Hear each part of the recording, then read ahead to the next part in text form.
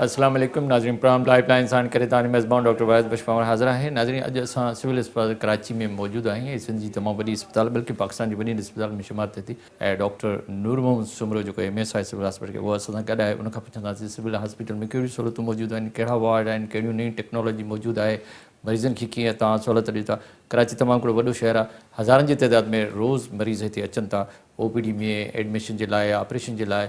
छा सभिनी खे सभई सहूलियतूं ॾिनियूं पियूं वञनि या नथियूं वञनि। कुझु माण्हुनि जूं शिकायतूं बि आहिनि, उन बाबति बि MS खां पुछंदासीं।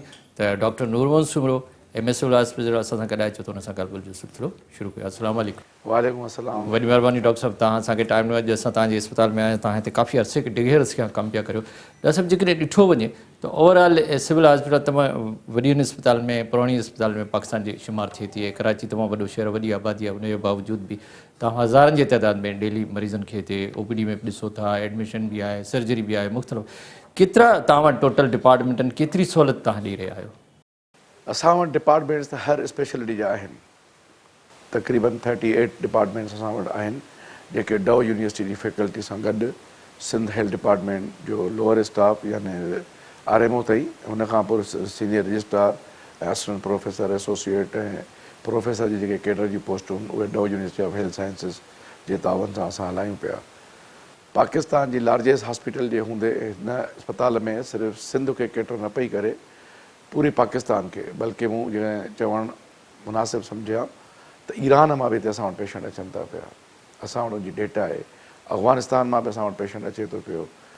मोस्टली असां वटि जेको बल्क आहे उहो अचे थो एंटीरियर सिंध मां, बलूचिस्तान जे पार्ट मां, इवन KPK मां बि असां वटि पेशेंट अचनि था। मूं वटि पूरो डेटा आहे, असांजो कंप्यूटराइज़ पूरो सिस्टम आहे अल्हम्दुलिल्लाह। ऐं उन में असांजो पूरो CNIC, काफ़ी सारनि दोस्तनि खे जेके अफ़गानिस्तान खां अचनि था उनखे CNIC न हूंदो आहे, उनखे परमिट हूंदी आहे, पोइ असां उनजो नालो या उन जेके रिलेटिव जो CNIC असां विझंदा आहियूं। असांजी OPD तक़रीबन 8000 खां वधीक आहे ऐं कोविड में बि असां पंहिंजी इमरजेंसीज़ खे बंदि न कयो। अच्छा डॉक्टर नूर, जेकॾहिं ॻाल्हि करियो 8000 खां 10000 डेली मरीज़ जेकॾहिं OPD में अचनि था त छा सभिनी खे सहूलियतूं मिली थियूं वञनि या कुझु रहिजी? असांजी पूरी कोशिशि हूंदी आहे त असां सभिनी खे पूरी सहूलियत ॾियूं। कुझु इंतिज़ामी तब्दीलियूं थींदियूं रहंदियूं आहिनि, जीअं हाणे मेडिकल वार्ड को शिफ्ट थी वियो त पेशेंट चवंदो आहे त मूंखे उन डॉक्टर खे ई ॾिसणो आहे। उन डॉक्टर जो ॾींहुं चेंज थी वेंदो आहे, पोइ हू चवंदो आहे मूंखे डॉक्टर न मिलियो। बेसिक जी वजह इहा आहे त हू चवंदो आहे मूंखे उन डॉक्टर ॾिठो हुयो, उन मूंखे रिपोर्टूं लिखी ॾिनियूं आहिनि। इहो इंतिज़ामी तौर ते तब्दीलियूं थींदियूं रहंदियूं आहिनि। प्रोफेसर जेके सीनियर हूंदा आहिनि उहे जॾहिं रिटायर थींदा आहिनि त उनजा वार्ड्स चेंज थींदा रहंदा आहिनि। हींअर रिसेंटली मेडिकल 3 मेडिकल 1 में कन्वर्ट थी वियो आहे, त जेकॾहिं उनजी OPD वेनसडे जी हुई या थर्सडे जी हुई त उहा हाणे मंडे जो वञी OPD थींदी। जेके पेशेंट वेनसडे ऐं थर्सडे ते उनखे ॾेखारींदा हुआ त हाणे उनखे मंडे ते स्विच करिणो पवंदो, जंहिंजे करे पेशेंट्स खे शिकायत थी सघे थी त भई असांखे डॉक्टर नथो ॾिसे। ॿिए वार्ड जा डॉक्टर एंटरटेन उनखे कंदा आहिनि, पर हू चवंदा आहिनि त असां उन ई डॉक्टर खे ॾेखारियूं। अच्छा डॉक्टर नूरमन, तव्हां ॾाढो ढिघे अरसे खां हिते कमु पिया करियो, तव्हां ॾिठो आहे त पर जेकॾहिं OPD में जेके मरीज़ अचनि था या जेके वार्डनि में मरीज़ अचनि था उन्हनि जी शिकायत जा कहिड़ा कारण आहे? अक्सर इहा शिकायत जेका तव्हां हाणे ज़िक्र कयो, कॾहिं डॉक्टर नथो मिले, कॾहिं दवा नथी मिले, छा आबादी वधी वई आहे, कैपेसिटी घटि आहे, इन करे इहा शिकायत आहे? मां इन ॻाल्हि सां मुतफ़िक़ आहियां त कैपेसिटी बिल्कुलु असांजी घटि आहे। सिंध अस्पताल, कराची सिविल हॉस्पिटल जहिड़ियूं 10 हॉस्पिटलियूं कराची में ठहणु घुरिजनि, मिनिमम 10 हॉस्पिटल्स। हिन शहर जी आबादी 4 करोड़ खां मथे आहे, 4 करोड़ खां। मुंहिंजो जेको अंदाज़ो आहे, छाकाणि त आउं कैंसर डिपार्टमेंट जो रन थो कयां, उन्हनि में आउं ॾिसां थो त पेशेंटनि जो जेको लोड आहे। 2 शयूं न आहियूं, हिकिड़े त हितां जी आबादी, ॿियो जीअं तव्हां ज़िक्र कयो त ॿियनि इलाइक़नि जा माण्हू बि हिते अचनि था, इहा त अञा डबल तव्हां ते बोझ पइजी। डेफिनेटली। ऐं एंटीरियर सिंध में बेसिक इंफ्रास्ट्रक्चर प्रोफेसर लेवल ते स्ट्रांग न आहे अञा। DHQs में, BHQs में, जीअं सखर में आहिनि, ग़ुलाम अहमद महर मेडिकल कॉलेज आहे, उते पेशेंट फैसिलिटेट थिए थो। चांडका में आहे, उते पेशेंट फैसिलिटेट थिए थो। नवाबशाह में आहे, पर हिकिड़ो माण्हूअ खे अजीब ॿाहिरां वारा माण्हू त वॾी अस्पताल में ईंदा, उन पेशेंट खे हिकिड़ो अजीब जुस्तजू आहे त मां कराची जे वॾे डॉक्टर खे ॾेखारियां। हिकिड़ो उनखे फोबिया आहे, हिकिड़ो जेको आहे सो मिथ आहे त भई असां वॾे डॉक्टर खे कराची में ॾेखारंदासीं, उन मां असांखे जल्दी शफ़ा मिलंदी। मां अवामुनास खे अपील कंदुसि त तव्हां घटि में घटि डॉक्टर खे 10 ॾींहं 12 ॾींहं फॉलो कयो ऐं तव्हांखे डेफिनेटली फ़ाइदो थींदो। थिए छा थो, 2 ॾींहंनि ताईं बुखार नथो लहे, 2 ॾींहंनि ताईं उनजी तबियत में बहितरी नथी हाणे अचे त पोइ हू चवंदा डॉक्टर स्विच कयो। हिनखे असां चवंदा आहियूं डॉक्टर शॉपिंग। उन में हुनजो पंहिंजो नुक़सानु आहे। जेतिरा डॉक्टर तब्दील कंदो उनजो नुक़सानु थींदो रहंदो। मल्टीपल दवाऊं खाईंदो रहंदो, का दवा इफेक्टिव कोन थींदी। ऐं हुकूमत खे बि अपील कंदुसि त इंटीरियर में जेको इंफ्रास्ट्रक्चर आहे उनखे अञा स्ट्रॉन्ग कयो वञे त उतां जो पेशेंट उते ई फैसिलिटेट थिए। अच्छा, हिकिड़ी शिकायत आम आहे त जेकॾहिं सिविल अस्पताल में को डॉक्टर वेठो आहे या कराची जी कंहिं वॾी अस्पताल में डॉक्टर वेठो आहे, उहो PG हुजे या स्पेशलिस्ट हुजे, हिते मरीज़ खे उहो चङी तरह ॾिसे थो, ट्रीट करे थो, भले आख़िरी स्टेज ते हुजे। पर जेकॾहिं पाकिस्तान जे या सिंध जे ॿियनि अस्पताल में उहो डॉक्टर वेठो आहे त उहो रिफर थो करे त बाबा तूं कराची वञ, ईअं बि थिए थो, इहो छो? न बेसिकली इहो ईअं न आहे, कुझु उहो डॉक्टर हिते त ट्रीट करे थो पर उते रिफर उते कुझु फुक़तान आहिनि, कोई हिते छाकाणि त रिसर्च सहूलियतूं न आहिनि इन करे। न सहूलियतूं आहिनि वॾनि हॉस्पिटल में, सखर में, लाड़काने में, नवाबशाह में ऐं जामशोरे में सहूलियतूं आहिनि, पर छाकाणि त उहो पेशेंट उते मुतमइन न करे नथो थिए त हुननि खे हिकिड़ो मिथ आहे त भई असां कराची वञी इलाजु करायूं, कराची में असां बहितर थींदासीं, कराची असांखे जेको आहे सो फ़ाइदो ॾींदी ऐं पोइ उनजे करे अचनि था। ऐं काफ़ी सारा असांजा ट्रस्ट खणी चऊं, हा बिल्कुलु, उन्हनि इन ॻाल्हि खे तॾहिं असां कंपनसेट कंदासीं जॾहिं असां उन्हनि में अवेयरनेस जे लाइ डेटा शो कंदासीं त भई जामशोर में हेतिरा आया, कराची में हेतिरा आया, असां हेतिरा रिफर कयासीं। ऐं हिकिड़ी कोऑर्डिनेशन हुजणु घुरिजे, जीअं चाइल्ड लाइफ वारनि जी कोऑर्डिनेशन आहे, हिते माण्हू वेठा आहिनि उन्हनि डॉक्टरनि खे ट्रेन। डॉक्टर साहब तव्हां कैंसर जे वार्ड जा हेड बि रहिया हो, काफ़ी सुठो कमु बि कयो आहे, पर जेकॾहिं ॾिठो वञे सॼी सिंध खे असां ॾिसूं पर सॼे मुल्क खे ॾिसूं त कैंसर जे लाइ तमामु घटि वार्ड आहिनि, घणियूं अस्पतालूं आहिनि, हिते केतिरियूं सहूलियतूं आहिनि, हितां मरीज़ कीअं था फ़ाइदो वठनि? बिल्कुलु तव्हांजी ॻाल्हि बजा आहे। सिंध हेल्थ डिपार्टमेंट जे अंदरि कैंसर वार्ड जेको आहे इहो पब्लिक प्राइवेट पार्टनरशिप जे तहत 2004 में आऊं ई हुनखे एस्टेब्लिश कयो। मां हुनजो पायोनियर आहियां ऐं Pakistan cancer patient welfare society 80% 75% दवाऊं ॾींदी आहे ऐं 100% अॼु ताईं असां दवा उते फ्री ॾिनी आहे। ऐं चवंदो हलां त सिंध हेल्थ डिपार्टमेंट जे अंदरि कैंसर जो ॿियो को बि इदारो कोन्हे। अंदरूनी सिंध में जेके 3 इदारा आहिनि उहे पाकिस्तान एटॉमिक एनर्जी जा आहिनि, फेडरल गवर्नमेंट जा आहिनि ऐं उहे पैसा था चार्ज करनि। तव्हां जहिड़ा सुठा प्रोफेसर कैंसर जा ॿिया बि कराची में, सिंध में या सॼे मुल्क में मौजूदु आहिनि, तव्हां को सिंध गवर्नमेंट खे या आला अख़्तियारी खे चओ त को कैंसर जे लाइ वॾी अस्पताल जो वॾी इंस्टीट्यूट ठाहियो वञे जिते वॾी तइदाद में मरीज़नि जी जेको सो इलाज बि कयो वञे, ख़िदमत अहिड़ी तरह इन तरफ़ तव्हांजो तवजो आहे त कुझु कमु करणु घुरिजे? सिंध गवर्नमेंट जे गवर्नर साहब खे, सिंध गवर्नमेंट जे वज़ीर आला खे ऐं सेक्रेटरी खे पुराणे खे बि, हिन नए शाह साहब खे बि मूं प्रपोज़ल ॾिनो आहे कैंसर प्रोजेक्ट जो ऐं उन में असां हुनखे ॿुधायो आहे त रेडिएशन जी सख़्तु ज़रूरत आहे ऐं मेडिकल ऑन्कोलॉजी पोस्टुनि जी सख़्तु ज़रूरत आहे। ऐं चाहींदुसि त अपील कंदुसि सरकार खे त ॿियो न जेके ऑन्कोलॉजिस्ट FCPS करे वेठा आहिनि उनजी हायरिंग कई वञे, मुंहिंजे वार्ड में बि उनखे पोस्ट कयो वञे छाकाणि त आउं रिटायरमेंट जे क़रीब आहियां।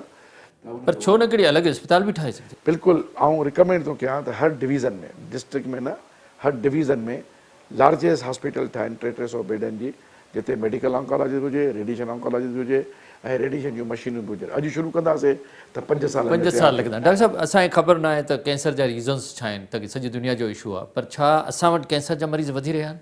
100% असां वटि वधी रहिया आहिनि, 100%। उनजा छा हिते असां वटि कारण आहिनि? असां वटि सॉरी टू से जेके केमिकल्स असां इस्तेमालु कयूं था, कलरफुल टॉफ़ियूं असां जेके ॿारनि खे खारायूं था उन मां लिवर कैंसर थो थिए, पेनक्रियाटिक कैंसर थो थिए। अफ़सोस सां इहो बि चवणो थो पए त मरीज़ खे जेकॾहिं मुंहं में छालो आहे, गुटके छाली आहे पान जे करे, त उनखे इग्नोर थो करे जेसिताईं की उहो वधी नथो वञे ऐं पोइ जॾहिं हॾीअ खे इस्तेमालु नथो करे या उनजे मांस में कीड़ा नथा पवनि पोइ उनजी बायोप्सी थो कराए।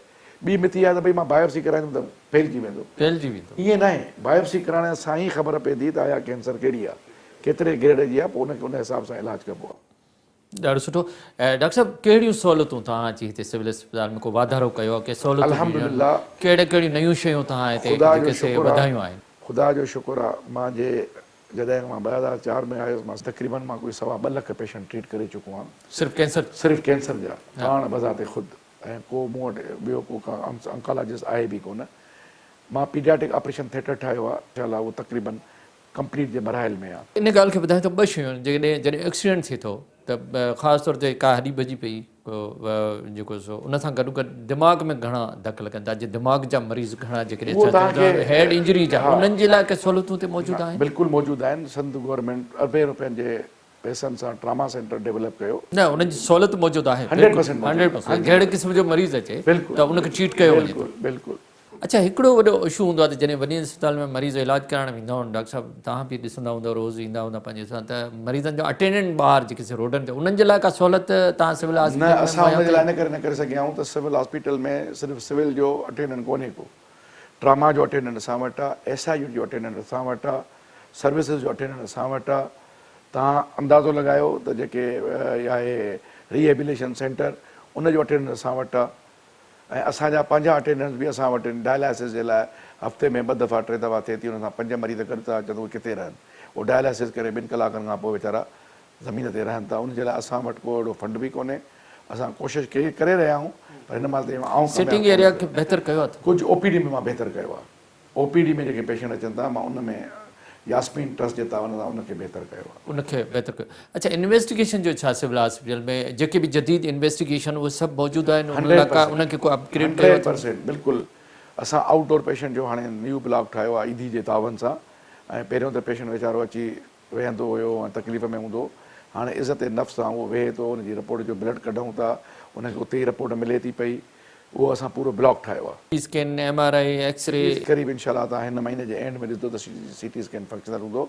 MRI जो असां टेंडर करे चुका आहियूं, फ्लोट थी चुको आहे। उनजो 27 तारीख़ ते ओपनिंग आहे। छो त कुझु कानूनी पेचीदगियूं हूंदियूं आहिनि, सेपरा जा रूल्स हूंदा आहिनि, त 15 ॾींहंनि खां पोइ ऐं पूरी कोशिशि करे रहियो आहियां त नई असां MRI वठूं, इनखे कंडेम कयूं। असां पंहिंजी तरफ़ूं कमु पूरो करे छॾियो आहे। हिकिड़ो आहे सुवालु हिकिड़ो अहिड़ो आहे जंहिंजी रिलेशन MS सां त कोन्हे, उहा यूनिवर्सिटी सां आहे। छो त जॾहिं बि हिकिड़ो ट्रस्ट जी तरह ॻाल्हि कई त कराची जे हर डॉक्टर ते जेके बि मरीज़ असांजे ॿिए मुल्क जे हिसनि मां अचनि, जो वॾो ट्रस्ट आहे त हितां जो डॉक्टर जेको बि ॻाल्हि करे त उहो सही आहे।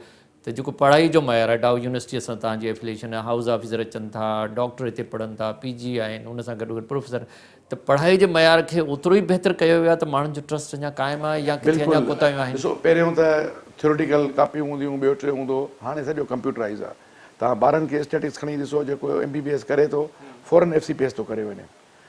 त ऑटोमेटिकली ॿारनि जी तइलीम तरबियत, हाणे जेकॾहिं असां वटि 65 सीटूं आहिनि त असां हाणे 100 सीटूं करायूं। मां पंहिंजे टेन्यूअर में 500 सीटुनि मां 600 पोस्ट ग्रेजुएट सीटूं कराए छॾियूं। ख़ासि जतोई साहिब जो मां शुक्रगुज़ार आहियां। डाउ यूनिवर्सिटी में असां वटि कैंडिडेट हज़ार था अचनि, त उहे FCPS पास थियल आहिनि, अपीयर थियनि था, टेस्ट में बि पास थियनि था। पोइ असांजी क्राइटेरिया जेको दॿ खां वधीक मार्कूं थो खणे, असां उनखे अकोमोडेट कयूं था। तव्हां सम्झो त उहो पढ़ाई जो मयार ओतिरो ई बहितर आहे, उन में बहितरी अची रही आहे। उहो उन में बहितरी अची रही आहे, त इन मयार खे जेकॾहिं बरक़रार रखंदो। छो त ॾिसो न, इस्पताल त दुनिया जे हर मुल्क में मौजूदु आहे, या असांजे जेकॾहिं असां ॾिसूं त असांजे ॻोठनि में वाणनि वसियुनि में इस्पतालूं त मौजूदु आहिनि, पर जेसिताईं सुठो डॉक्टर उते मौजूदु आहे त उते मरीज़नि जी ख़िदमत नथी थी सघे। मां सभिनी ॻाल्हि सां तव्हांजे मुतफ़िक़ आहियां। अच्छा, जेकॾहिं असां जनरल फिज़िशियन जी ॻाल्हि करियूं त जीअं गैस्ट्रो आहे, गैस्ट्रोएंट्रोलॉजी आहे, या मेडिसन जा इन्हनि जा मरीज़ तमामु वॾे तइदाद में अचनि, OPD में वॾी रश हूंदा, इन लाइ की नवां वार्ड की नयूं बिल्कुलु असां हिकिड़ो gastroenterology Sindh institute of gastroenterology ठाहियो आहे, जंहिंजो patron in chief Saeed Qureshi आहे ऐं हुनजो पेट्रन आहे डॉक्टर साद ख़ालिद नियाज़। ऐं उहो ऑर्थोपेडिक जे मथां इंशाल्लाह CM साहिबु हुनजी टाइम कीअं ई ईंदो, ऑलमोस्ट कंप्लीट आहे। ऐं हुनखे असां UK सां एफिलिएट करायो आहे। न छा UK कंहिं यूनिवर्सिटी सां, कंहिं कॉलेज सां? UK जी यूनिवर्सिटी नोटिंगम यूनिवर्सिटी आहे, हुन सां एफिलिएट थी चुको आहे। उते जेके ॿार पढ़ंदा उहे CPSP सां एनरोल न थींदा, उहे लंडन जी यूनिवर्सिटी नोटिंगम सां एनरोल थींदा। ऐं इहो वार्ड इंशाअल्लाह ताला फेबरवरी जे मिड में या इन खां पहिरियों इनॉग्रेट थी वेंदो। जेकॾहिं असां गैस्ट्रो जी ॻाल्हि करियूं त वॾी तइदाद में माण्हू ईंदा आहिनि जिन खे अल्सर हूंदी आहे, गैस्ट्रो हूंदो आहे, पेट जा मसइलनि जे मरीज़ तमामु घणा। तव्हां सम्झो था इन वार्ड सां या इन्हनि डॉक्टरनि जे UK सां एफिलिएशन जे पढ़ाई सां इन शइ खे असां कवर करे वेंदासीं? अहिड़ा इंस्टीट्यूट हर ज़िले में हुजणु खपनि त माण्हू हिते अचनि ई कोन ERCP एंडोस्कोपी करण लाइ, कोलोनोस्कोपी करण लाइ। पर जीअं त इंस्टीट्यूट हुयो ई कोन, हाणे इहो ठहियो त इहे माण्हू पैदा कंदा वेंदा। जीअं माण्हू पैदा कंदा वेंदा, इहे ॻोठनि में वेंदा ऐं उहे उते ख़िदमतूं ॾींदा। त इंसानु कोशिशि कंदो आहे, अलाह ताला असांजी कोशिशि खे क़बूलु कयो आहे। वार्ड तयारु थी वियो आहे, मशीनूं अचण वारियूं आहिनि। CM साहिबु जीअं ई टाइम ईंदो इनॉग्रेट थींदो ऐं फंक्शनल थी वेंदो। अच्छा, जेकॾहिं ॾिठो वञे त सॼी सिंध में बर्न्स वार्ड सिर्फ़ु तव्हां वटि हिकिड़ो ई आहे सिविल अस्पताल में। छा इन खे वधाए को इंस्टीट्यूट या इन जे लाइ का तव्हां का तजवीज़ ॾिनी आहे मथे त पोइ बर्न्स जा मरीज़ तमामु घणा था अचनि, इन्हनि जे लाइ का अञा वधीक को वार्ड ठाहियो वञे या को इंस्टीट्यूट ठाहियो वञे? इख़्तियार खे पूरी ख़बर आहे। हींअर असांजो बर्न वार्ड टोटली फुल आहे। जेकॾहिं ॿियो को पेशेंट ईंदो या शहर में को हादसो थींदो त असां अकोमोडेट किथां कंदासीं, इहा साहिब इख़्तियार खे ख़बर आहे। जाम शोरे में बि बर्न वार्ड ठही वियो आहे। असां हिनखे इनहांस वधाइण जे लाइ गवर्नमेंट खे लिखियो आहे। एक्चुअली सिविल हॉस्पिटल में वॾे में वॾो प्रॉब्लम आहे स्पेस जो। स्पेस कोन्हे का। 150 साल पुराणी हॉस्पिटल आहे, 2 वार्ड हुया, वरी 14 वार्ड थिया, वरी 28 थिया, हाणे त 39 वार्ड्स आहिनि। त इन खे असांखे केटर करिणो आहे। तो तव्हां सम्झो था इन वार्ड खे वधाइणु घुरिजे? 100%। अगर हमारी कैपेसिटी 50 या तो 400 की कैपेसिटी हुजणु घुरिजे। तो सॼी सिंध मां पेशेंट थो अचे, पंजाब मां अचे थो, लोअर पंजाब मां पेशेंट असां वटि थो अचे। हा, जिते बि आहे त इलाज लाइ त हिते मरीज़ अचनि था। अच्छा, कोरोना 2 सालनि खां हले थो, तव्हां बि हिते मौजूदु आहे। कोरोना जे मरीज़नि लाइ कहिड़ियूं सहूलियतूं आहिनि, कहिड़ियूं इन्वेस्टिगेशन कीअं अचनि था, जेकॾहिं कंहिं एमरजेंसी आहे त तव्हांजो हिते ICU वग़ैरह अपडेट आहे? जॾहिं शुरू में कोरोना जो पीक हुयो त मां ऐं डॉक्टर इस्माइल मेमन खे टास्क मिलियो हुयो त भई ICU स्टार्ट कयो। असीं ॾींहुं राति महिनत करे उहो फंक्शनल करे ॾेखारियोसीं ऐं अलाह जो शुक्र आहे 3 बजे बि राति जो सेक्रेटरी जेकॾहिं ईंदो हुयो त असां 3 बजे में हिते मौजूदु हूंदा हुआसीं, सिर्फ़ु इन जे करे त मरीज़ जी दुआ मिले।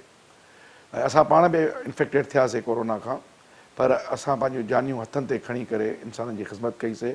कोरोना जी वेव घटिजी वई। वरी मां अवाम नास खे अपील कंदुसि त हींअर ओमिक्रॉन तेज़ी सां फैली रहियो आहे। कराची में 10.25% कल्ह जी रिपोर्ट आहे।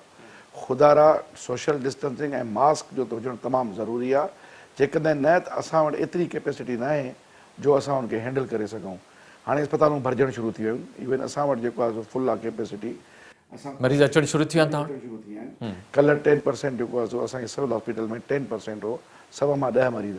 पूरी सिंध में कराची में वधीक आहिनि, पूरी सिंध मां कराची में पेशेंट वधीक आहिनि। गवर्नमेंट इन जे करे एक्सपो बंदि न कयो, गवर्नमेंट ॿियूं फैसिलिटीज़ बंदि न कयूं। असां ऑल इमरजेंसीज़ बि कयूं पिया, छो त किथे वञे माण्हू। भई गाइनी जो पेशेंट आहे, ऑर्थोपेडिक जो पेशेंट आहे, डायबिटिक जो पेशेंट आहे, उहे पेशेंट वञनि किथे। त असां का बि इमरजेंसी न पहिरियों बंदि कई आहे, न हाणे बंदि कई आहे। अल्हम्दुलिल्लाह मूंसां पूरी टीम कोऑपरेट थी करे। मुंहिंजा पूरा डॉक्टर्स आहिनि, इरशाद राजपरा, इस्माइल साहब आहे, नसरुल्ला मेमन साहब आहे। इन्हनि सभिनी सुठो तावन कयो आहे ऐं असीं पंहिंजे सिहत, पंहिंजी हैसियत खां वधीक कोशिशि था कयूं त पेशेंट फैसिलिटेट थिए। ज़ाहिर आहे 100% त असां शायदि न ॾींदा हुजूं, पर मां कॉन्फिडेंट आहे त 99% असां पंहिंजी सर्विसिस खे इम्प्रूव करे चुका आहियूं ऐं ॾियूं पिया। हर जॻह ते कैमरा लॻल आहे, विजिलेंस आहे ऐं असां उनजो नोटिस बि वठूं था ऐं उनजी अकाउंटेबिलिटी बि कयूं था। शिकायत हमेशह आहे, रुगो हिते तव्हां वटि न, पर हर सरकारी अस्पताल में हूंदी आहे त भई जॾहिं वियासीं डॉक्टर असांखे दवा न ॾिनी। छा इहा शिकायत जाइज़ आहे मरीज़नि जी? न, एक्चुअली छा आहे त मरीज़ खे असां वटि जेको कानून क़ाइदो पास थियल आहे 3 ॾींहंनि जी दवा ॾियो। असां पोइ बि हुनखे 7 डेज़ जी दवा ॾियूं था। ऐं जीअं तव्हां चयो त लोड असां ते वधंदो वेंदो, बजट असांजी ओतिरी आहे ऐं दवाउनि जा रेट आसमान सां ॻाल्हाइनि पिया। जेकॾहिं असां पहिरियों 25 महीने दवा वठंदासीं त हाणे 20 महीने दवा वठंदासीं, त ज़ाहिर आहे डेफिनेटली कुझु दवा मिलंदी, कुझु दवा न मिलंदी।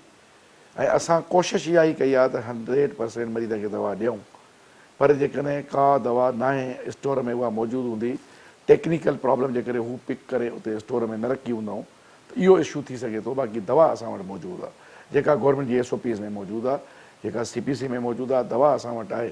थी सघे थो उन काउंटर ते उहा दवा न पहुती हुजे, रस्ते में हुजे ऐं मरीज़ चवंदो हुजे भई अञा मूंखे दवा न मिली आहे। इहे थोरा टेक्निकल हैंडलिंग इशूज़ आहिनि। इहे इशूज़ आहिनि, पर मतिलबु कोशिशि करे थी हर गवर्नमेंट हॉस्पिटल त जेके मरीज़ अचनि था उनखे डॉक्टर बि ॾिसे ऐं उनखे दवा बि मिले। अच्छा डॉक्टर साहब, कोरोना में जेके सर्जरियूं, इमरजेंसी सर्जरियूं, उहे सभु जारी रहियूं, हाणे बि जारी आहिनि? अल्हम्दुलिल्लाह असां वटि सर्जरियूं ख़ासि करे गाइनी में नंबर डबल थो थी वियो आहे, डबल नंबर थी वियो आहे। ऐं जनरल सर्जरियूं बि असां वटि तक़रीबन वधी वियूं आहिनि। ऐं कोरोना में बि असां सर्जरियूं बंदि न कयूं, कॾहिं बि को सिस्टम असां बंदि न कयो आहे। नंबर रिड्यूस कयो हूंदोसीं, पर असां कॾहिं बंदि न कयो आहे। जेका इमरजेंसी आहे उहा असांजी OT 24 hours from February 2020 till now is running. मतिलबु जेको बि आहे कमु जीअं अस्पताल जो हले थो उनखे तव्हां ओड़े ई मेंटेन कयो।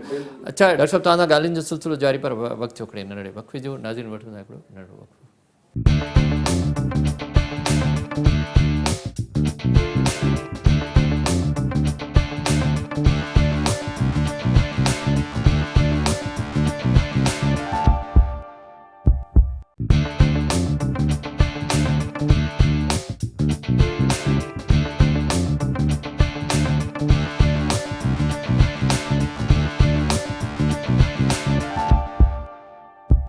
वेलकम बैक नाज़रीन। अच्छा पंहिंजे ॻाल्हियुनि जो सिलसिलो ॿीहर पंहिंजे महिमान सां शुरू कयूं। डॉक्टर नूरमन सूमरो मूंखे इहो ॿुधाए थो त हिकिड़ो त इमरजेंसी जूं जेके सर्जरी जो तव्हां ज़िक्र कयो वक़्फ़े सां पहिरीं, त उहे असां कंदा, पर ॿियूं जेके सिलेक्टेड हूंदियूं आहिनि त भई डिसाइड कंदा इलेक्टिव सर्जरी जीअं तव्हांखे इस्माइल साहब ई ॿुधायो 14 OTूं असांजूं हलनि थियूं।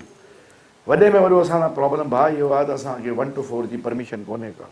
असांजो स्टाफ डेली रिटायर पियो थिए, साहिब इख़्तियारनि खे लेटर लिखिया आहिनि, साहिब इख़्तियार असांखे परमिशन ॾियनि या पाण भर्ती कनि त अस्पताल जी जेका HR न पर जेको आहे 8 खां 2 बजे ताईं जेको आहिनि असांजी कंटिन्यू हलनि थियूं। इलेक्टिव असांजी 24 कलाक आहे, इमरजेंसी असांजी 24 कलाक आहे, असां मैनेज पिया कयूं फिल्नोथेरापिस्ट जे थ्रू, PGs जे थ्रू। मां थैंकफुल आहियां डव यूनिवर्सिटी जो। पर 2 शयूं आहिनि, मरीज़ वधीक पिया अचनि, स्टाफ घटे थो, त ज़ाहिर आहे इहो पोइ नंढियूं नंढियूं शिकायतूं ज़रूरु ईंदियूं त कॾहिं को माण्हू न मिलियो या कम में डिलेट थी वियो। साहिब इख़्तियार खे हिकु दफ़ो न कोई 50 दफ़ो लिखी चुका आहियूं। अच्छा डॉक्टर साहब, तव्हां MS रहिया आहियो, तव्हांजो बि हिकिड़ो ख़्यालु हूंदो, तव्हां कैंसर वार्ड बि इस्टेब्लिशमेंट, तव्हांजो छा ख़्यालु आहे त हिन इस्पताल में अञा छा वाधारो करणु घुरिजे? तव्हांजे ज़हन में कहिड़ा प्लान आहिनि? हिन इस्पताल जे अंदरि आउं इहो चवंदुसि त कंप्यूटराइज़ पेपरलेस हॉस्पिटल कई वञे ऐं मैनेजमेंट जेका आहे सा उनजे लाइ घटि में घटि CSS ऑफिसर हुजे, MS मेडिकल सिस्टम खे ॾिसे, एडमिनिस्ट्रेशन में जेके हिते कोताहियूं आहिनि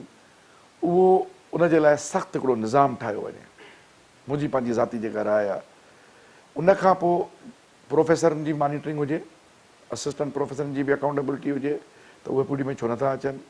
अहिड़े तरीक़े सां जेकॾहिं मां नथो अचां त मुंहिंजी बि अकाउंटेबिलिटी हुजे, को हिकिड़ो चेंबर हुजे जेके असां जवाबदार हुजूं। न हिकिड़ो ॻाल्हि ॾिठी आहे, जीअं हाणे तव्हां सवेर ज़िक्र कयो त जॾहिं कोरोना शुरू में आहे त तव्हां या डॉक्टर इस्माइल जो तव्हां ज़िक्र कयो त तव्हां 24 कलाक हिते मौजूदु हुआ, भई कंहिं न कंहिं तरीक़े सां मरीज़नि खे सहूलियत ॾिनी वञे। कुझु त डॉक्टर 24 कलाक कमु था कनि, कुझु डॉक्टर पंहिंजे टाइम सां हलिया थो। छा सभिनी जो टाइम वधाए वञणु घुरिजे या स्टाफ वधायो? मैकेनिज़म ठाहियो वञे, मैकेनिज़म डॉक्टरनि जूं पघारूं सुठियूं कयूं वञनि, जजनि जे बराबरि कयूं वञनि। सॼो लोड़े डॉक्टर थो, मरे बि डॉक्टर थो, पंहिंजूं फैमिलीज़ हथनि ते रखी। कोरोना में बि काफ़ी डेथ थिया, अलाए केतिरा असांजा डॉक्टर इंतकाल करे विया। वरी असां वटि जेको आहे सो प्रॉब्लम थो थिए पियो त वरी पोइ साहिब इख़्तियार घुराए करे बेइज़तो बि कनि था। इन प्रैक्टिस खे न हुजणु खपे। असीं हिकिड़ा मुआशिरे जा सुठा शहरी आहियूं, असांजी पघार मिनिमम आहे। 85,000 रुपयो नए डॉक्टर जी पघार तव्हां ॿुधायो छा हूंदी? इनखे घटि में घटि 5 लख रुपयो स्टार्टिंग सैलरी हुजे, जेतिरी हुनजी डिग्री वधीक हुजे उन हिसाब सां हुनजा अलाउंसिस वधीक हुजनि। तव्हां जजनि जी पघार ॾिसो, तव्हां सिंध हेल्थ सेक्रेटरी जे एम्प्लॉइज़ जी पघार ॾिसो, अलाउंसिस ॾिसो, गवर्नर हाउस जे स्टाफ जा अलाउंसिस ॾिसो। ॾोहो कयो त डॉक्टरनि कयो, डॉक्टरनि खे गाड़ियूं बि मिलनि, डॉक्टरनि खे पेशेंट जी मार बि मिले। इहो थींदो रहंदो आहे अक्सर इमरजेंसी में या वार्ड में थींदो रहंदो आहे। गवर्नमेंट खे घटि में घटि मां शुक्रगुज़ार आहियां त CM साहिब अलाउंस ॾिनो, पर 25,000 रुपया छा आहे? तव्हां महांगाई ॾिसो किथे पहुती आहे, दवा जो रेट तव्हां ॾिसो किथे पहुतो आहे।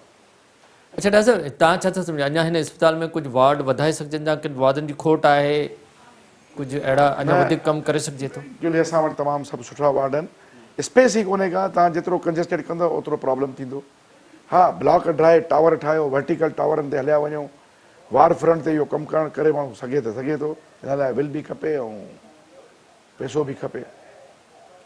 अच्छा, हिते असां वटि ICU में जेके मुख़्तलिफ़ वेंटिलेटर या मुख़्तलिफ़ ॿारनि जे लाइ जेके हूंदा आहिनि इंक्यूबेटर वग़ैरह, इन्हनि जो इंतज़ाम कीअं आहे? असां वटि इंतज़ाम इन्हनि जो आहे, बिल्कुलु आहे। असां वटि 10 बेड आहिनि, ऑलमोस्ट ऑक्यूपाइड हूंदा आहिनि। गाइनी मां को पेशेंट नॉर्मल ईंदो आहे त उहे असां हुते दाख़िल कंदा आहियूं। ॿाहिरि हुजे जॾहिं को दोस्त यार चवंदो आहे या पेशेंट ईंदो आहे, जॻह हूंदी आहे त असां अकोमोडेट कंदा आहियूं। ऐं उहो बि तक़रीबन असां काफ़ी NGO जे थ्रू उनजे स्टाफ खे कंटिन्यू कयूं पिया। हिकु क्यूबिकल ते 2 माण्हू खपंदा आहिनि असांखे।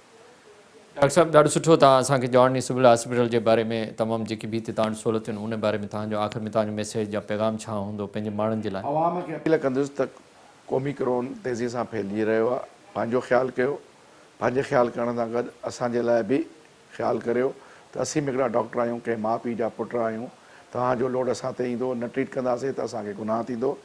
जेकॾहिं तव्हां एहतियाती तदाबीर कंदव त इहो लोड ख़ुदि ब ख़ुदि ख़तमु थी वेंदो। ॿी ॻाल्हि त कंहिं बि बीमारीअ खे हल्को न वठो, पाण सेल्फ मेडिकेशन न करियो, अताई डॉक्टरनि खां परे भॼो।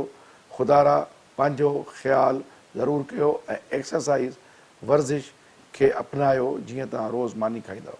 वॾी महिरबानी डॉक्टर नूरुन सुमरो, तव्हां असांखे टाइम ॾिनो, तव्हांजी वॾी महिरबानी। नाज़रीन, असांजे मौजूदु महिमान MS सिविल हॉस्पिटल डॉक्टर नूरुन सुमरो असां सां गॾु जंहिं सिविल हॉस्पिटल जे बारे में असांखे ॼाणी, जेकी बि हिते सहूलियतूं उन बारे में ॼाणी। पर चई त वॾी आबादी आहे, सॼे मुल्क जा माण्हू हिते अचनि था, बल्कि ॿाहिरिनि मुल्कनि जा माण्हू बि हिते अचनि। तंहिंजे हिसाब सां अञा बि हिन इस्पताल में वाधारो तमामु ज़रूरी आहे। हर डिपार्टमेंट में डॉक्टर बि वधीक हुजनि, स्टाफ वधीक हुजे, दवाऊं वधीक हुजनि त जीअं असां माण्हुनि जी वधीक ख़िदमत करे सघूं ऐं डेली 9 खां 10,000 माण्हू OPD में अचनि था त ज़ाहिर आहे कुझु माण्हुनि जी शिकायतूं बि हूंदियूं, पर उनजे बावजूदि बि डॉक्टर साहिबु तमामु वॾी महिनत सां हितां जो जेको स्टाफ आहे उहो वॾी ईमानदारी सां कमु करे उन्हनि सभिनी मरीज़नि खे जेके सहूलियतूं ॾेई रहियो आहे। ज़ाहिर आहे कोताहियूं कमी त ज़रूरु हूंदियूं, पर डॉक्टरनि जी जेका महिनत आहे उनजे लाइ डॉक्टर साहिबु चए थो डॉक्टर ॾींहुं राति महिनत करे रहिया आहिनि।